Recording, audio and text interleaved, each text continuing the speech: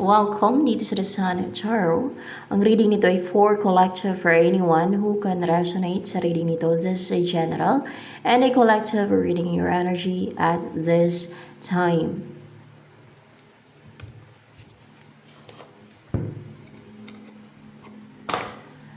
I decided long ago never to walk in anyone's shadow. If I fail, if I succeed, at least I'll leave a village. No matter what they want to take from me, they can't take that from me. Your energy. The greatest loss of all is easy to achieve. Learning to love yourself. Ikaw ba to? Nag-overthink. That is the greatest. No, it's not you. Person mo na may soul connection kayo. Siya nag-overthink sa'yo. Lumabas yan sa energy mo.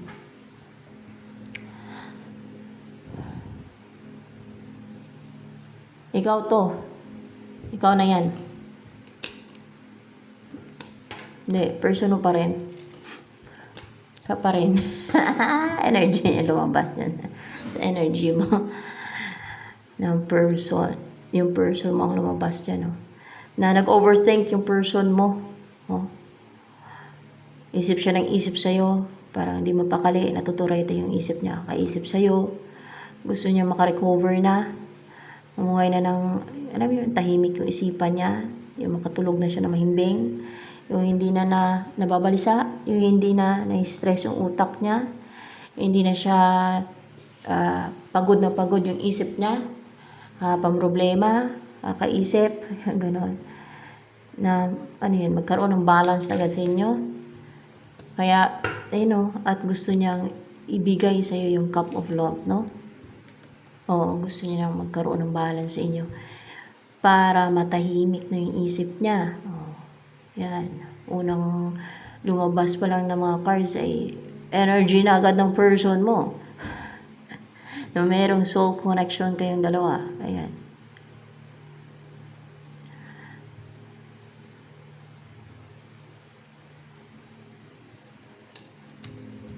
Mahal ka ba ng person mo na yan?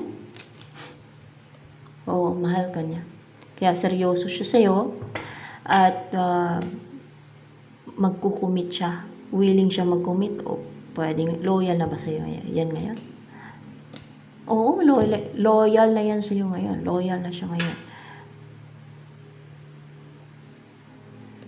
Loyal na siya sa'yo ngayon. Ngayon pa lang ha, na hindi pa niya na-offer tong cup na yan. Na hindi pa kayo naging close o okay sa ngayon.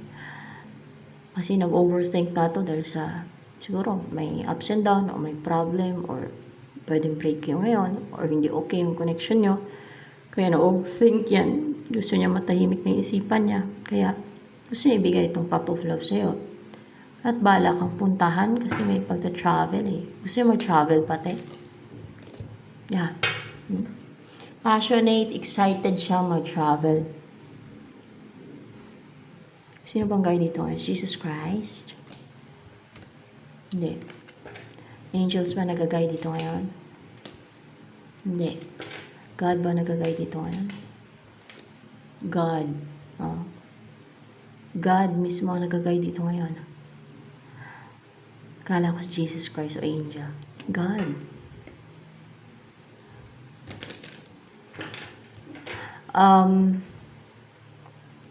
Parang Holy Spirit ba? Yan. Holy Spirit ng God. Basta God ang nag-guide. Ano yun yung body mo energy ngayon? Uy, yun daw. Nag-heal kayo? Or parang nag-rejuvenate? O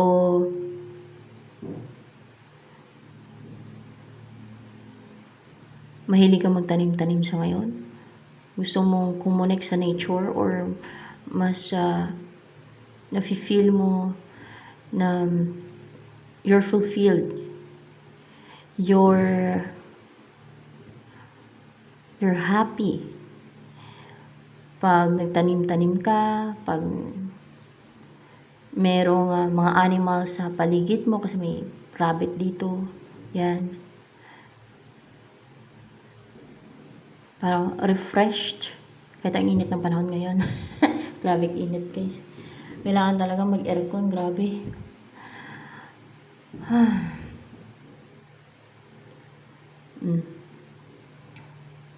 Ang tindi ng init.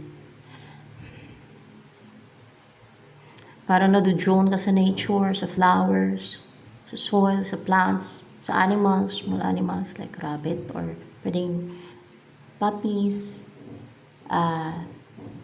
any pets, okay? Any animals.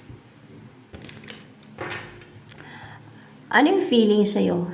Itong person na to na nag-overthink sa'yo. Ang feelings sa'yo ngayon? Hindi balance. Hindi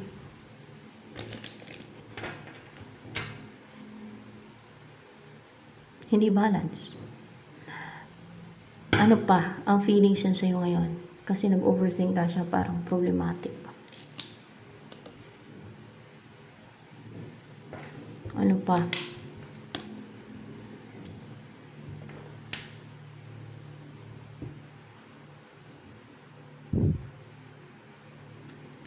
Gusto niya ng rebirth. Pero parang may tinatakas-takasan to. Ano yung tinatakas-takasan yung feelings niya sa'yo? Na mahalaga ka sa kanya, na importante ka sa kanya. Yan ang balakid. Isa yan sa balakid. Yung tinatakas-takasan yung feelings niya sa'yo. Hindi magkaroon ng yun sa inyo kung tatakas-takasan niya yan. Yun lang. Baka iba ang makatuluyan niya, iba ang makatuluyan mo. Hindi kayo magkatuluyan kung tatakas-takasan niya yung feelings niya sa'yo. Kung duwag siya, pag maganyan duwag yan kaya tatakas-takas sa feelings niya sa'yo, ay hindi kayo magkakatuluyan yan. Pagka ganyan siya. Pag hindi siya nagbago. Pag hindi niya inamin sa sarili niya, pag hindi siya nag-focus sa'yo kung paano magkaroon ng yun sa inyong dalawa. Ano pa ang energy mo ngayon? Nare-recognize ka ngayon. So, work mo, o ng mga tao, or ng boss mo, na-recognize ka sa kung saan ka magaling, o kung meron kang talent pati, abilidad, skill. Yan.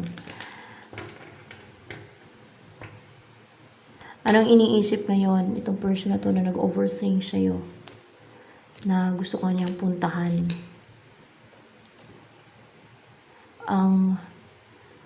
Ang wag niyang pigilan ng isip niya, ang damdamin niya. Yun ang iniisip niya. Ang wag niyang kontrolin yung damdamin niya, yung sarili niya na, ng isip niya. At ano pa? Ang mag-offer na siya ng cup of love. So, yun ang iniisip niya. Ano ang iniisip pa ng person mo ngayon? Ayan. Na this is the right time para ma-unite kayo. Parang gano'n. Hindi. Kasi may parang orasan din naman dito eh. Na divine timing na sa inyo. Pwede din kasi divine timing na sa inyo. Ayan. Kasi parang orasan din naman to dito. Divine timing, yun ang tamang word. Na divine na timing na sa inyo para ikasal kayo. Sa Hierophant Hindi. Para ma-unite kayo. Para ma-unite kayong dalawa. Kasal agad. Para ma-unite kayong dalawa. Ano bang gusto niyang buhay talaga? Kasama ka.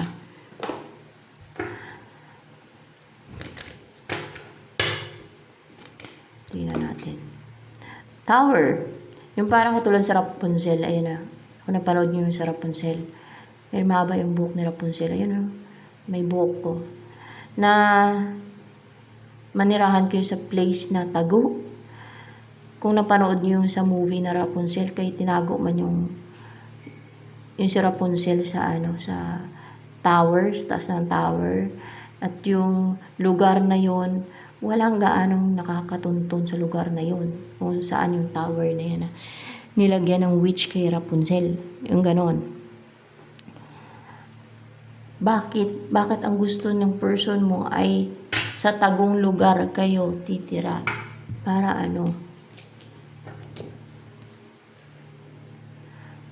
para magawa nyo ang gusto nyo, ma-pursue nyo ang gusto nyo, para walang pumipigil sa kung ano yung gusto nyong gawin. Oo. Na magsama kayo, na ma-unite kayo.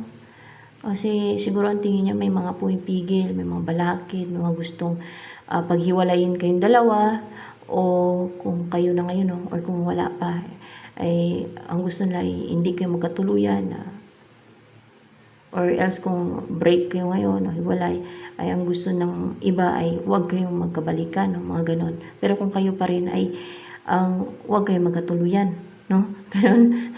Kaya ang gusto niya doon sa secluded or sa tagong lugar kayo titira, para hindi kayo napapakailaman, para malaya kayo na magsama, na magmahalan, na makapiling ang isa't isa.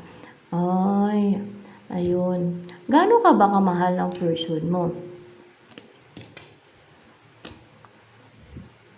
Iniisip ka niyan tuwing nag-introspect siya, o palagi ka niyang iniisip?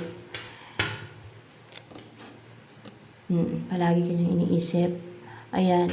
Na, alam mo yung masaya kayo together, na kung in separation kayo, marionite na kayo. Basta palagi ka niyang iniisip na masaya kayo together, na maging masaya na kayo together, na magsama na kayo, mga ganon. And then, ano yung wish niya for you, ng person mo na yan? Ano wish niya for you? Ang magtagumpay. Ang magtagumpay, ang mag-umpisang magtagumpay. Na maging victorious, no? Magtagumpay, mag-succeed. Na wala nang balakid. Wala nang balakid yan, no? Na makapiling niyo isa't isa. Na mag-keep niyo isa't isa. Na ma-unite na kayo. At maging stable na kayo. Na you will live together. You will be together. Na hindi na ninyo mapakawalan yung isa't isa. Hindi na mawala yung isa't isa sa inyo. Ayan. Kasi parang naakap niya talaga yung pentacle, no? Ayaw niya mawala sa kanya mga pentacle. So parang ganun kayong dalawa. So ano pa, pagdating sa isa't isa? Kunwari siya to, yung tao, ikaw yung pentacle, na hawak-hawak ka na niya, no? Ayan. Magtagumpay na you will be together.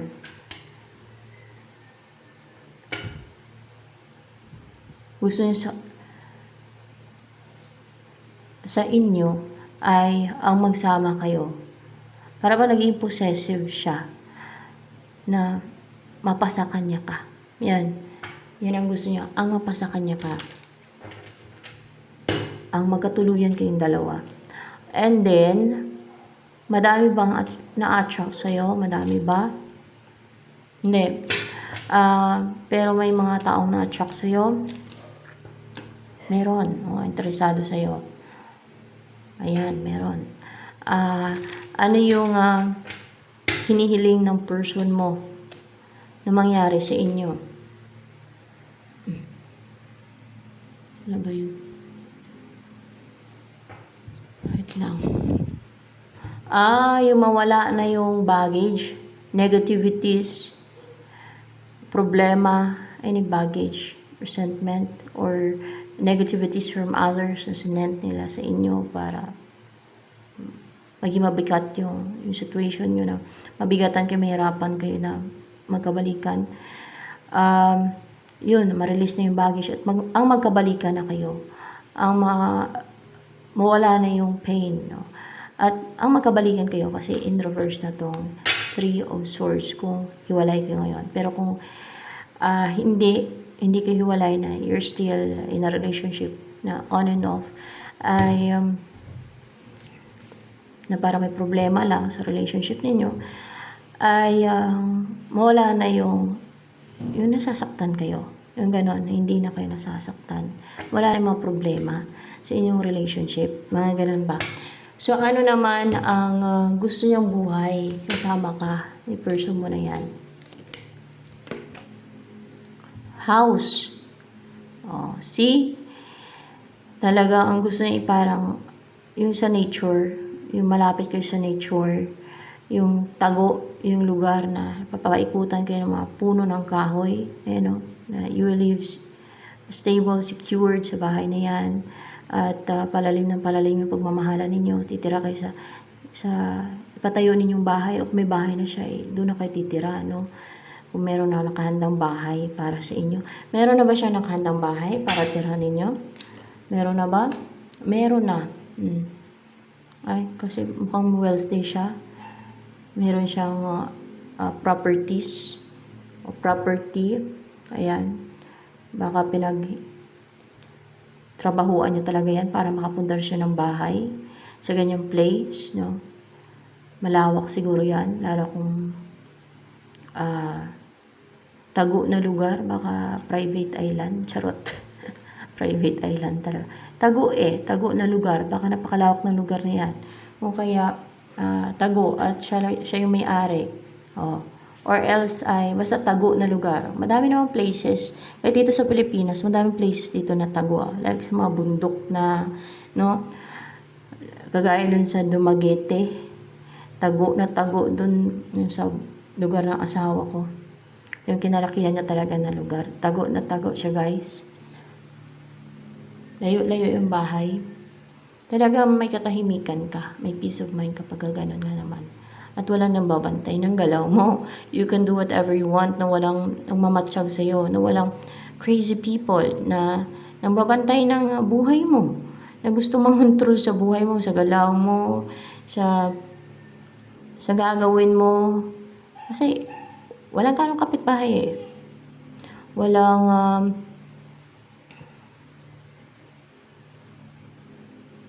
mga evil eye. Kasi wala kang kapitbahay. Malayo-layo na. Hindi nila maobserbahan kung ano ginagawa mo. Yung iba parang pag walang ginagawa, yung pangbantay ng buhay ng iba yung ginagawa. Napaka-foolish. Lalo kung lapit-lapit lang yung bahay, dikit-dikit lang.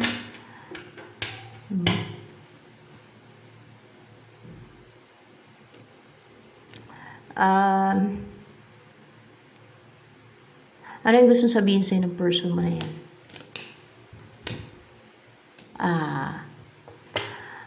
Atake siya. Atake siya. Yung brave talaga. Brave ako, color red. And courageous. And porsigido. No? Na i-pursue ka. Na mag-take na action sa'yo. So, hopefully, makapag-take na action sa person mo. Yan. Sa'yo. Para, kung wala kang partner, may partner ka na. Para kung walang nagmamahal sa'yo, may nagmamahal na sa'yo, di ba? May nagmamahal na both sa inyo, yung isa't isa. Ano pa? Gusto niyang sabihin sa'yo ng person mo. Driven talaga siya na mag-take action. Hindi na daw madidelay. There's no waiting anymore, no? At pasugod na nga siya, mag-take siya ng action sa'yo. Ayan, confident na siya na i-message ka kasi may ibon, upuntahan ka. And positive na din siya kasi color yellow din, may yellow din dyan. And comfortable na siya na i-pursue ka, driven pati. And hindi na siya nagkakaroon ng self-doubt. Alam mo yun, natural yung confidence, comfortable na siya na kontakin ka, no? Wala na siyang insecurities, mga ganyan ba. So, ito na lamang for collective reading, guys.